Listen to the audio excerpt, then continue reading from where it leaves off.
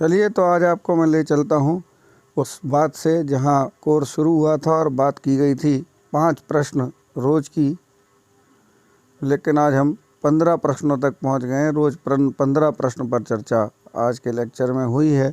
इन 15 प्रश्नों के साथ साथ इसका आपको मैटर पढ़ने के लिए प्लस उस सारे मैटर को हमने आपको समझाया भी है वीडियो के माध्यम से। तो यहाँ तक इतनी फास्ट गाड़ी शायद ही किसी कोर्स की चल सकती हो, तो आज मैं उसकी एक झलक आपको दिखाई दे रहा हूँ। तो देखिए, इस विषय से जो आज विषय हमने शुरू किया ये बहुत ही इम्पोर्टेंट है और बहुत अच्छे से हमने इसको समझा है। गुप्तोत्तर काल में स्थापत्य। तो सबसे पहले देखेंगे कि किस तरह से गुप्तोत्तर काल में स्थापत्य पर हमारे प्रश्न जो है पूछे गए हैं, और फिर बारी बारी से सबका उत्तर जो है आपको दिया जाएगा, लिखित रूप से भी। ध्यान से सुन लीजिए, लिखित रूप से भी। तो आप सोचें सिर्फ समझाया जाएगा, लिखित रूप से भी। तो पहले प्रश्न देख लेते हैं। पहला प्रश्न है, बेसर शैली के मंदिर की प्रमुख शिल्पगत विशेषताओं का विवेचन कीजिए। ये प्रश्न हाल ही में 2019 में आया था 10 मार्क्स में। फिर प्रश्न नंबर 2, चोलों के मंदिर स्थापत्य कला की प्रमुख विशेषताओं का विवरण दीजिए। ये आया था यूपीपीसीएस 2018 में। फिर आया था वास्तुकला के क्षेत्र में चंदेलों के योगदान का विवरण दीजिए 2017 में। तो आप देख रहे हैं इतना इम्पोर्टेंट टॉपिक है कि लगातार परीक्षा में पूछा चला जा रहा है। इसके बाद आप देखिए, पल्लव मंदिर स्थापत्य के विकास पर निबंध लिखिए 2016 में। देखिए, क्रम टूट नहीं रहा है, यही सब बातें समझने की होती हैं।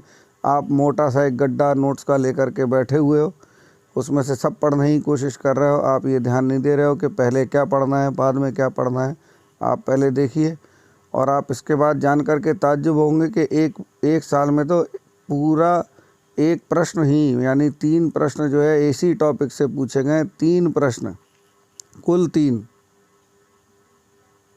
देखिए, अभी दिखाता हूँ आपको। आप लोग प्रश्न पत्रों का एनालिसिस नहीं करते हैं। तो चौथा प्रश्न देखते हैं, पल्लव मंदिर स्थापत्य के विकास पर निबंध लिखिए 2016 में। उसके बाद चंदेल युगीन मंदिरों के विशिष्ट तत्वों का विवेचन कीजिए 2016 में। फिर नागर शैली के मंदिर पर निबंध लिखिए देखिए, पल्लव मंदिर, फिर द्रविड़ शैली के मंदिर पर निबंध लिखिए 2016 में, और चंदेल मंदिर पर विशिष्ट तत्वों का विवेचन कीजिए 2016 में। तो इस साल में सीधे सीधे 3 प्रश्न, यानी कि एक पूरा ही प्रश्न आपका इन्हीं टॉपिक से प्रश्नों से बना हुआ था। देखिए, ये देखने की चीज़ है। फिर इसके बाद देखिए, रुका नहीं है क्रम। 2016 में तो 3 प्रश्न पूछे गए। फिर प्रश्न 7, नागर शैली के मंदिर पर एक निबंध लिखिए 2015 में। फिर पल्लव मंदिर स्थापत्य का निरूपण कीजिए 2014 में। फिर चंदेल मंदिर स्थापत्य की मुख्य विशेषताओं का वर्णन कीजिए। फिर 2012 में, एक साल का क्रम टूटा। यानी हालिया का जो ट्रेंड है वो तो यही है। और भारतीय कला के क्षेत्र में पल्लवों की देन का मूल्यांकन कीजिए। ये प्रश्न 2007 में पूछा गया था। इसके बाद फिर प्रश्न 12 में जो है वो है चंदेल मंदिर स्थापत्य की विशेषताएं लिखिए। ये 2005 में पूछा गया।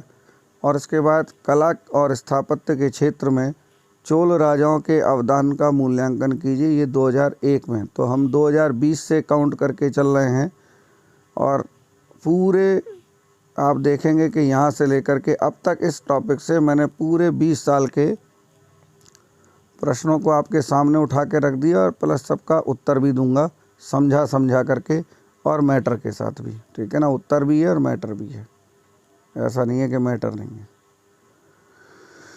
अब देखिए, सबसे पहले गुप्तोत्तरकालीन स्थापत्य पर यदि हम दृष्टिपात करें तो ये 2 प्रकार की प्रमुख शैलियों से बना है। नागर शैली, जिससे हमने अभी ऊपर चर्चा करी, इससे प्रश्न पूछा गया था। दूसरा द्रविड़ शैली, जिससे अभी चर्चा की गई थी। और फिर इसी से मिलकर के बनी हुई सम्मिश्रित शैली है बेसर शैली। तो ये तो आपको समझाने के लिए था।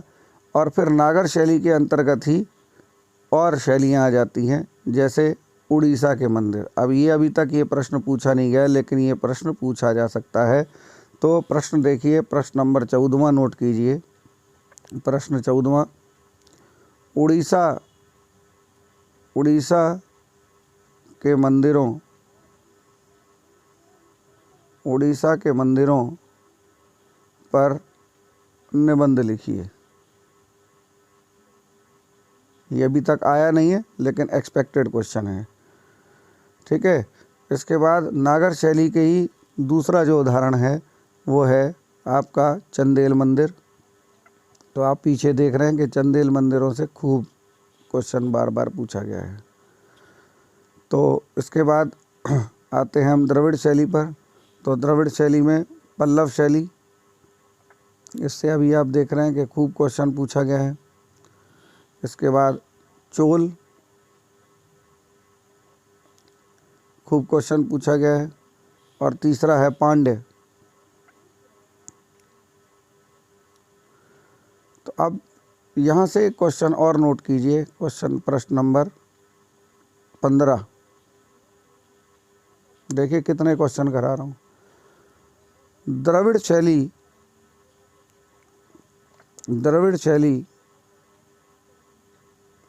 के मंदिरों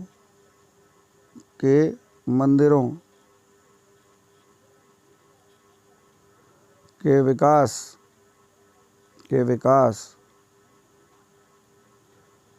की रूपरेखा दीजिए।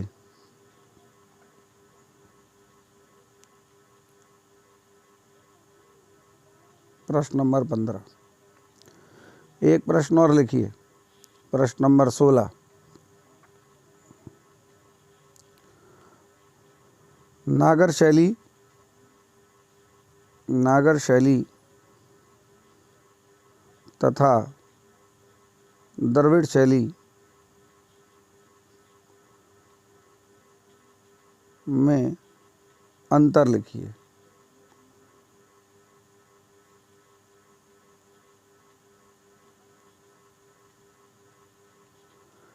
सोलह प्रश्न मैंने आपको दिए और ऐसा नहीं है कि इसके नीचे मैटर नहीं है, ये सब मैटर इसके ऊपर चलता चला जा रहा है लगातार। ठीक है, लेकिन इसको करने के लिए और इसको पाने के लिए आपको हमारा सुपरफास्ट कोर्स ज्वाइन करना होगा। ठीक है, ऊपर दिए हुए नंबर पर आप संपर्क कर सकते हैं और कोर्स को ज्वाइन कर सकते हैं। इस कोर्स में जो लोग नहीं जानते हैं उनको PDF मिलेगी प्लस वीडियो लेक्चर मिलेगा और परमानेंट हमारा सपोर्ट मिलेगा। तो इसी के साथ धन्यवाद। कोर्स को अति शीघ्र ज्वाइन कीजिए। अगर आप अभी भी कन्फ्यूज़न में हैं और आपको इतिहास को लेकर के दिक्कतें हो रही हैं